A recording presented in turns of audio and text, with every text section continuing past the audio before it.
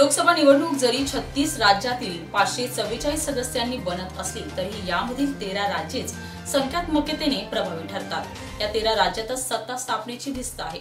या 13 राज्यातच तब्बल 81% म्हणजे 440 खासदार आहेत। सत्ता संपादनासाठी लागणारी 272 ही मॅजिक फिगर देखील या 13 राज्यातील निम्म्या जागा जिंकल्या तरी गाठायला सोपी जाते।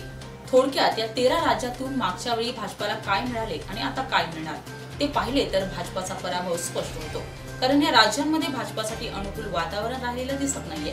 राजकीय तज्ञांनी याबाबत विश्लेषण केले आहे। या संदर्भात पाहूयात स्टार सिटी वनचा हा खास रिपोर्ट। आधी राज्यवार एकूण जागा पाहू।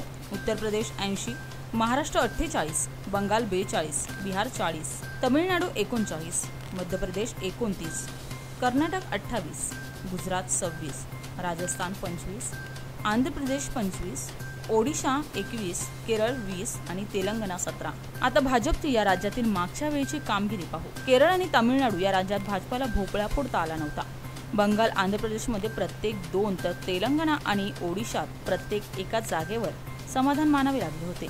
राहिलेल्या 7 जागांपैकी कर्नाटक 15 आणि बिहार 22 अशी साधारणतः 50% जागांची बेगमी झाली होती। खरा हात दिला तो उत्तर प्रदेश 71, मध्य प्रदेश 26, गुजरात 26, राजस्थान 25 आणि महाराष्ट्रात युतीत 42। तर भाजपाने या 13 राज्यांपैकी 11 राज्यातच 233 जागा मिळवल्या होत्या। यावेळी उत्तर प्रदेशात अखिलेश मायावतींची आघाडी आहे। मध्य प्रदेश, छत्तीसगड आणि राजस्थानमध्ये सत्ता आली आहे। कर्नाटक आणि बिहारमध्येही भाजपाच्या विरोधात जनमत आहे।